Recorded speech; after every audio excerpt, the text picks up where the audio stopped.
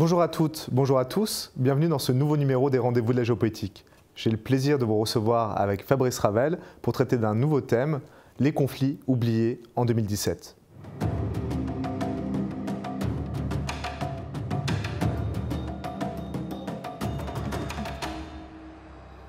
Fabrice, bonjour. Bonjour Olivier. Alors peut-être dans un premier temps pourrions-nous revenir sur ce terme de conflit oublié et décrire de quoi il s'agit. Oui, alors en fait le terme est relativement simple, mais par contre c'est vrai qu'il est assez frappant de remarquer qu'en 2017, on est toujours concentré ou attiré par quelques conflits, mais qu'on a tendance à totalement oublier ou à occulter un certain nombre de conflits qui sont pourtant importants en géopolitique et dont, parce que les médias s'en occupent très peu, notamment en Occident, finalement on a tendance à totalement les oublier ou à ne pas comprendre quelles peuvent être leur importance dans le monde. Donc le terme de conflit oublié déjà est une sorte de clin d'œil ou de rappel à l'ordre en géopolitique en disant attention, on est parfois attiré sur des événements qui nous apparaissent très importants sur le court terme, et parfois ces événements ont moins d'importance ou d'influence que ce qu'on pouvait légitimement anticiper, alors qu'au contrario, il y a un certain nombre de conflits qui sont restés relativement discrets pour les gens qui en sont à l'extérieur, mais qui finiront à l'échelle de l'histoire par montrer que c'est eux qui avaient une influence qui était beaucoup plus importante que ce à quoi on s'attendait spontanément à l'origine. Conflits oubliés, c'est des conflits médiatiquement occultés ou négligés, et ça n'a rien à voir avec l'échelle de l'horreur. Parfois, des conflits sont bien plus dramatiques, et pourtant on en parle peu. Et il ne faut pas oublier qu'il y a le prisme occidental derrière cette lecture. Mais justement, essayons de faire un point, un peu un panel de ces conflits oubliés en 2017. Alors, rapidement, parce que votre question le suggère et vous avez totalement raison, on pourrait citer un certain nombre de conflits dans le monde, au moins une dizaine, et on s'empêchera de préciser que bien sûr on n'aura pas l'opportunité de tous les traiter en 20-25 minutes, donc on sera amené à faire des choix, ce qui n'est pas un jugement de valeur de notre part, mais la nécessité que d'essayer d'en prendre quelques-uns comme exemple pour pouvoir mieux expliquer la thématique aujourd'hui. Si on pense à un certain nombre de conflits dont les médias sont très très avares en termes d'information, on a d'abord le conflit sur lesquels on va être amené à disserter un peu plus longuement par la suite. On a le Sud-Soudan, on a la Birmanie, on a aussi des conflits peut-être un peu plus connus, mais qui sont tombés totalement en désuétude pour les médias, comme l'Ukraine, comme la Tchétchénie. Depuis la mort de Kadhafi, on a quand même une situation en Libye qui est délétère avec une anarchie. On a des soldats français qui sont au Mali et tout le monde a l'air de l'oublier. On a la situation en Afghanistan avec les talibans qui sont à moins de 60 km. On a une question récurrente au Cachemire. On a une opposition entre sunnites et chiites au Yémen, et on se rend bien compte à l'ensemble des questions que je suis en train d'évoquer qu'il y a quand même un certain nombre de conflits là. La Palestine qui pose des problèmes aussi récurrents, on a la question kurde, et on se rend bien compte là, à l'énoncé de tout ce qu'on est en train de dire, qu'on a vraiment des zones géographiques qui sont vraiment, comme vous étiez en train de l'évoquer, oubliées du monde, non pas parce que les questions ne sont pas importantes, mais parce que pour l'instant le monde n'y prête pas attention. Comme vous l'avez dit, il y a plusieurs formes d'oubli qui frappent. Il y a des conflits qui sont complètement oubliés, d'autres qui sont intéressants à un moment pour les médias et puis après négligés. Donc on est dans une échelle très différente selon les conflits. Est-ce qu'on pourrait essayer de rapprocher certains conflits entre eux pour dresser une sorte de hiérarchie ou du moins de famille? Oui. Ça paraît important parce que ce qui est intéressant peut-être dans notre thématique, c'est d'essayer de comprendre pourquoi effectivement on laisse ces conflits de côté, malgré, et vous avez eu totalement raison de le souligner, parfois une densité dans l'horreur ou dans l'importance des morts qui d'ailleurs surprennent, parce qu'on a une désadéquation entre le peu d'importance qu'on y accorde et clairement les drames militaires qui s'y passent. Donc la première remarque ou démarche qu'on pourrait faire, c'est en fait, si notamment on pense au Sud-Soudan ou à la Birmanie, de constater que là, c'est des conflits qui sont totalement oubliés parce qu'en réalité, ils sont généralement très loin de nous. Alors, soit physiquement, géographiquement, la Birmanie, pour nous, les Occidentaux et les Français en particulier, c'est pratiquement l'autre côté de la planète. Soit peut-être qu'ils sont un peu plus proches géographiquement, comme le Soudan, mais parce qu'on les a occultés dès le départ, qu'on y a prêté peu attention, finalement, ils n'ont jamais été sur le devant de la scène. Et donc, en réalité, ils sont clairement dans l'oubli. C'est-à-dire qu'eux, on ne les a même jamais évoqués. Alors, pour quand même essayer de donner quelques grilles de lecture à nos étudiants sur des conflits sur lesquels on ne peut pas passer, ce ne serait pas d'ailleurs décent aussi rapidement. Je rappelle qu'aujourd'hui, quand on évoque le Sud-Soudan et la Birmanie, on a affaire à deux désastres humanitaires. à tel point d'ailleurs que l'ONU, qui est quand même un peu avare sur ce genre de propos, on peut comprendre pourquoi, parle de génocide. Donc là, ça veut dire qu'on va très très loin sur l'échelle de la géopolitique. Le Sud-Soudan, alors déjà c'est intéressant parce que ça veut dire que le Soudan a implosé, donc géopolitiquement on n'y fait pas attention, mais aujourd'hui l'Afrique est travaillée par des logiques politiques, religieuses ou historiques qui amènent des interrogations sur sa reconfiguration, et le Soudan a implosé en deux parties, pour différentes raisons telles qu'on les a évoquées d'ailleurs, qu'elles soient historiques, politiques ou religieuses. Et aujourd'hui au Sud-Soudan, il faut savoir que la situation est dramatique parce qu'on estime à peu près à 800 000 le nombre de réfugiés qui ont passé la frontière. Et sans vouloir rentrer trop dans les détails qui seraient macabres, il y a des enquêtes qui sont faites par des ONG et qui prouvent qu'en fait, notamment les femmes et les enfants sont particulièrement visés par les massacres, et que comme on est dans une guerre interethnique dans laquelle certaines ethnies veulent faire disparaître les autres, on est sur une pratique du viol qui serait systématique afin de faire peur aux populations, d'une part, et puis d'utiliser les femmes du peuple qui ne seraient pas le sien pour finalement faire en sorte qu'elles portent les enfants. Donc on voit bien d'ailleurs l'atrocité que ça sous-entend, le choc physique, intellectuel, et surtout on peut quand même dire la barbarie du conflit tel qu'il est.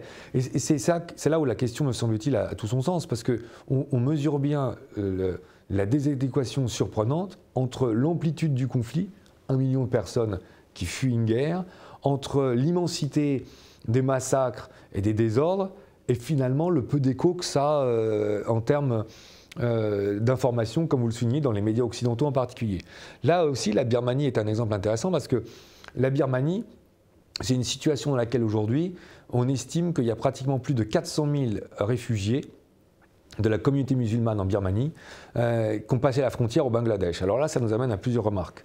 D'abord, on est pratiquement sur un demi-million d'habitants, donc excusez du peu, c'est quand même pas négligeable. C'est à propos de ce conflit que l'ONU a dit qu'on était proche du génocide, et il faut savoir que là, systématiquement en Birmanie, on a affaire à des villages musulmans ou des villes musulmanes qui sont attaqués, dans lesquels les hommes sont systématiquement massacrés, puis les femmes et les enfants, de façon régulière, à la fois par des groupes armés, avec, on va dire, une collusion, une position du gouvernement central d'une part et de l'armée d'autre part, parce qu'il faut savoir, sans rentrer dans des considérations trop complexes, que la Birmanie, l'armée n'a pas directement le pouvoir, mais enfin elle a un degré d'influence qui est énorme.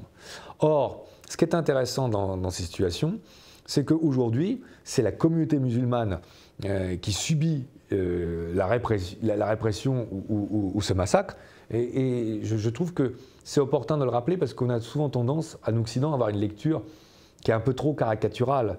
On a toujours tendance à montrer la civilisation musulmane comme étant un danger dans le monde. Pardon, c'est quand même un peu caricatural. Et là, c'est intéressant parce que dans le conflit birman, c'est la civilisation musulmane qui est massacrée, ce qui prouve que les tueries sont l'apanage de personnes et qu'en géopolitique, il faut faire attention. Personne n'a le droit de se cacher dans des principes moraux. Enfin, les guerres, ça touche tout le monde. Et là, c'est d'autant plus touchant qu'on a affaire à des personnes qui, pour fuir, s'enfuient au Bangladesh.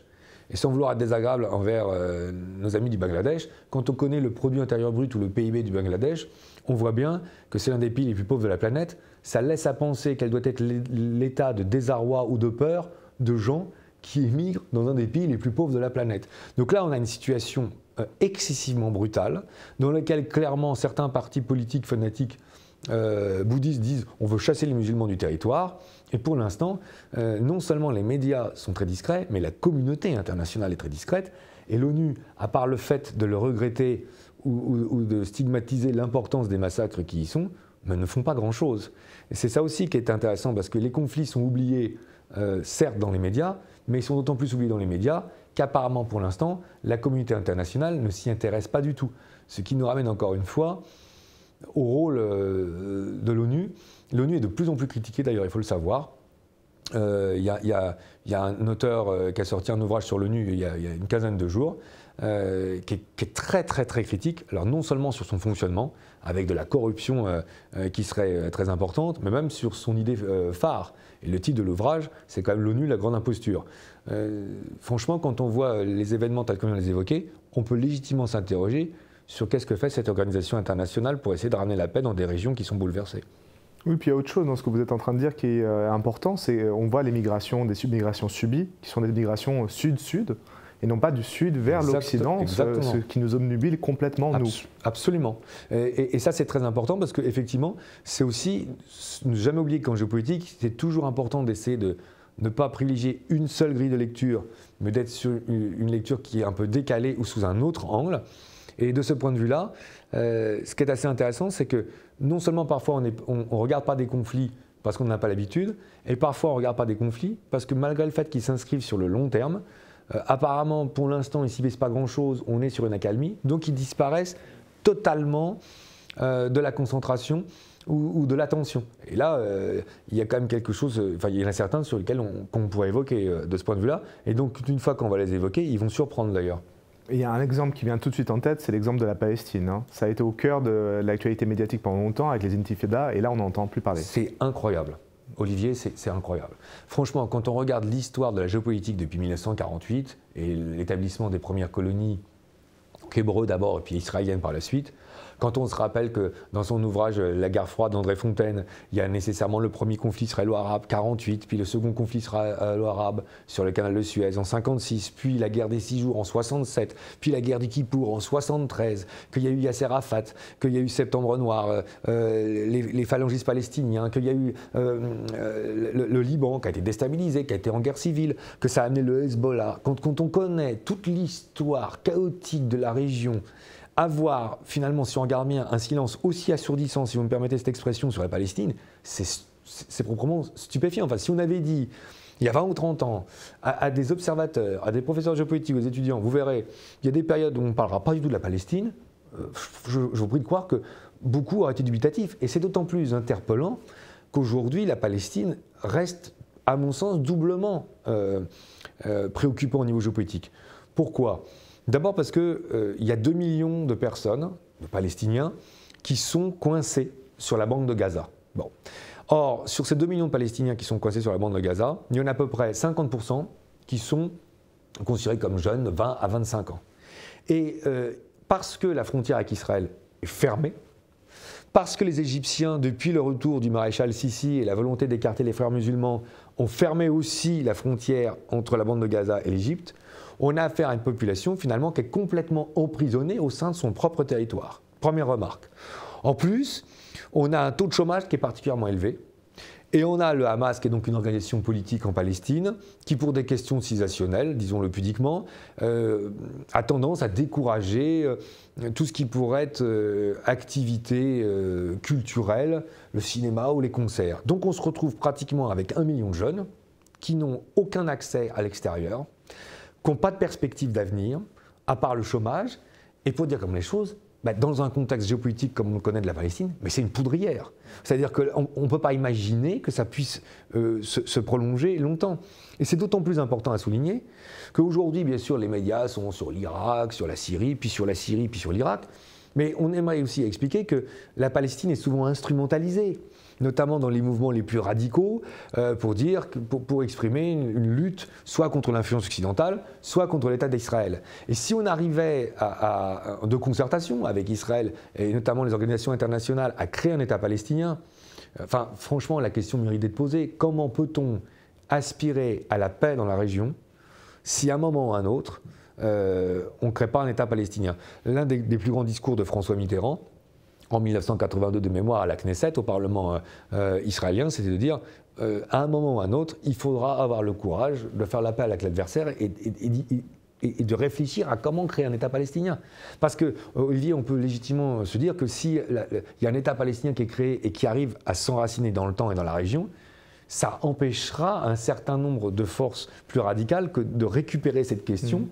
Et bien sûr de pousser, on va dire, à des radicalismes ou à des fondamentalismes. Donc c'est d'autant plus paradoxal ce silence qu'en réalité, vous vous rappelez l'intifada, donc on a parfois des focus, parce qu'il y a des réminiscences, il y a l'intifada, et puis il y a des attentats, etc. Mais une fois que ces événements se sont dissipés, la Palestine revient un peu dans l'oubli. Et là, ça nous renvoie à un problème peut-être qui est plus lié aux médias, c'est qu'on est toujours dans l'immédiateté et pas sur des perspectives à long terme. Or, la géopolitique, c'est toujours remettre une question dans son contexte. Donc finalement, là, on aurait une deuxième catégorie de conflit pour compléter votre question initiale, qui serait, en fait, ces conflits ne sont évoqués que quand il y a vraiment des événements palpables. Et puis alors après, il y a une troisième catégorie de conflits qui sont différents. C'est peut-être qu'il y a des conflits en Occident qu'on ne souhaite pas trop évoquer. Donc, pour résumer, il y a des conflits qui sont oubliés parce qu'on n'a pas forcément les clés de compréhension de ces conflits, ils sont trop loin, par exemple. C'est ça. Il y a des conflits qui sont tellement inscrits dans la permanence qu'on ne les voit plus.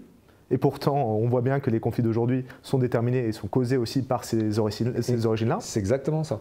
Et enfin, il y a des conflits qu'on voit bien, qu'on voit trop bien, mais qu'on ne veut pas voir. Ah oui. Alors là, il y a un exemple, alors qui est en plus en plein dans l'actualité. Mais alors, ce qui est assez caustique, c'est qu'il est en plein dans l'actualité, malgré le fait que c'est une question qui se pose depuis plus d'un siècle. C'est la question kurde.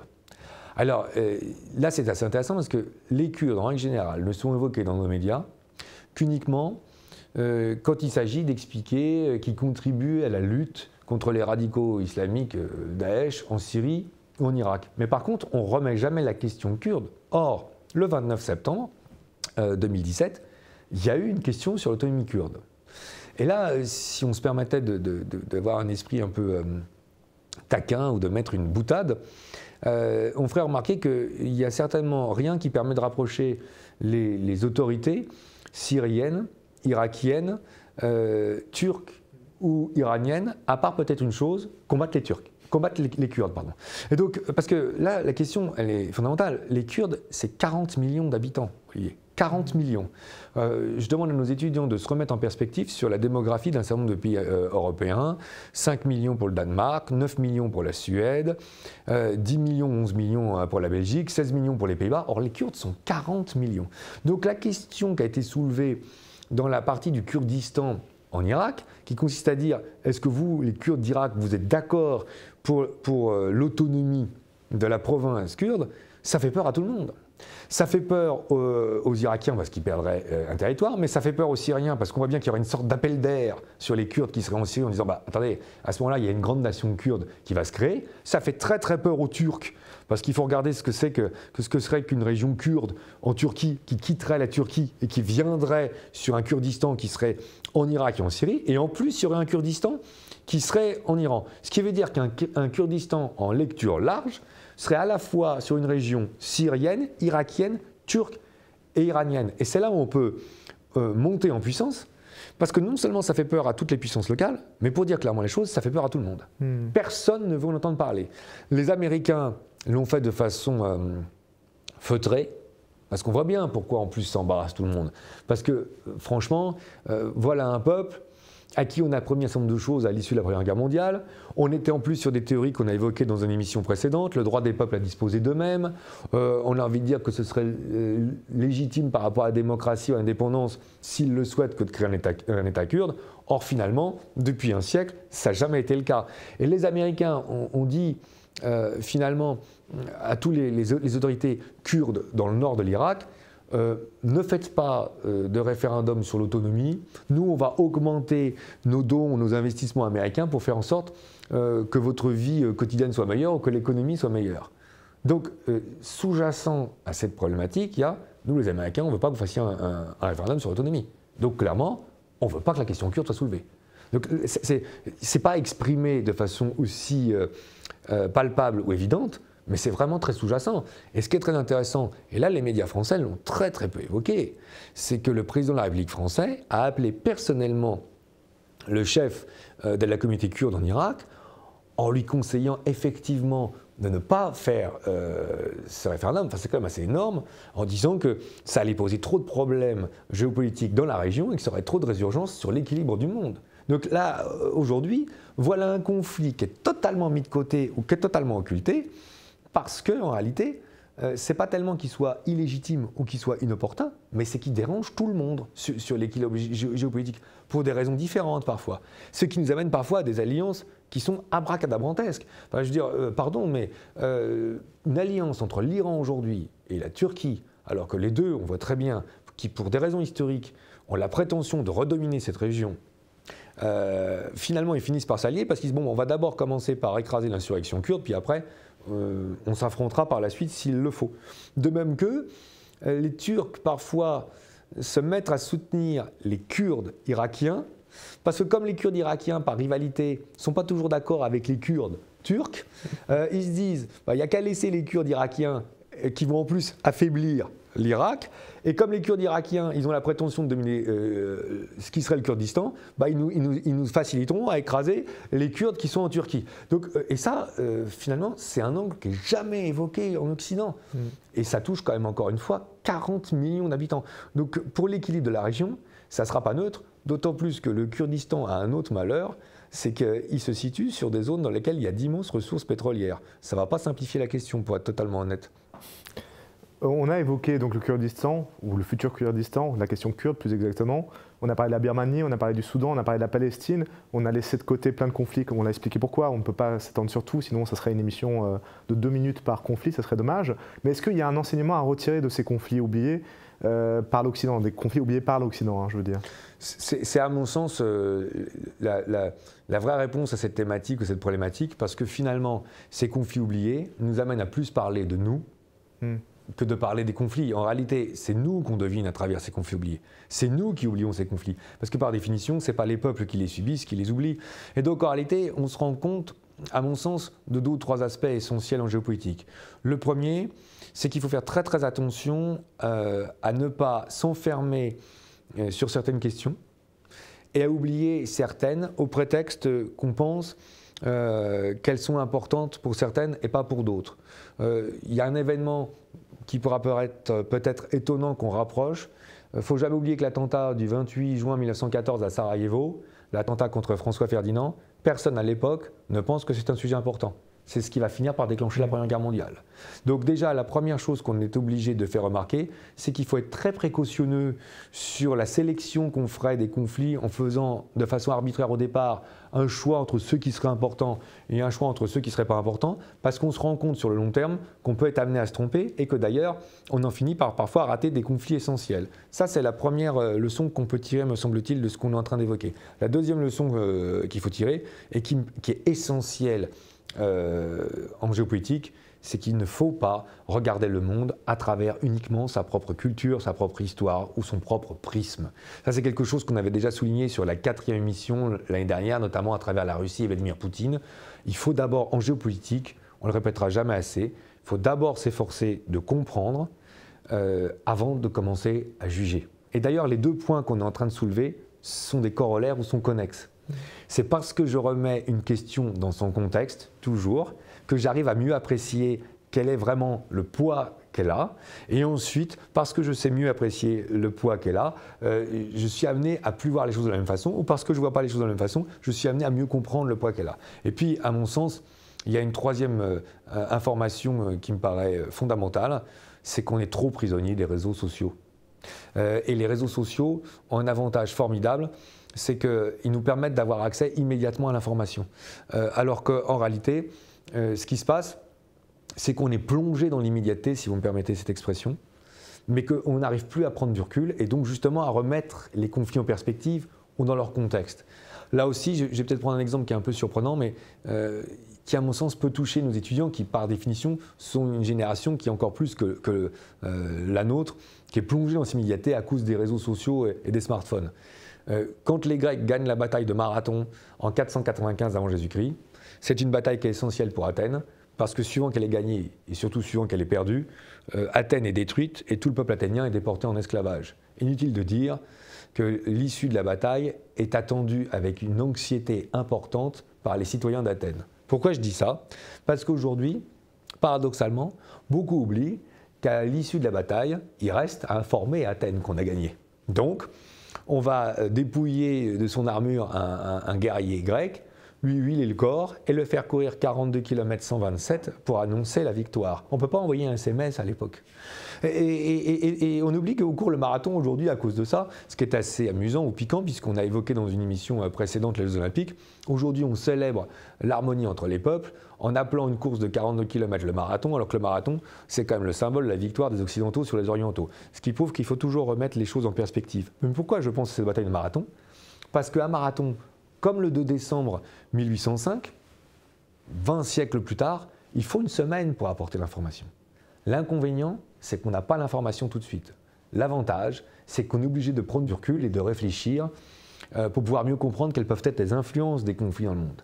En géopolitique, il faut se garder d'avoir des jugements trop rapides et il ne faut jamais oublier de les remettre en perspective, de les remettre dans leur contexte historique et de ne pas les analyser uniquement avec sa propre grille de lecture culturelle. Sinon, on risque d'échapper au raisonnement et on risque de tomber sous une forme d'appréhension de la géopolitique qui serait pulsionnelle ou qui serait liée à la sensibilité ou l'émotion. L'émotion en géopolitique, c'est peut-être un thème qu'on retrouvera par la suite. Je vous propose, Fabrice, de nous arrêter sur ces sages conseils. Merci à vous, Olivier. Nous voilà arrivés au terme de cette nouvelle séance des Rendez-vous des géopolitiques. Merci à toutes et à tous.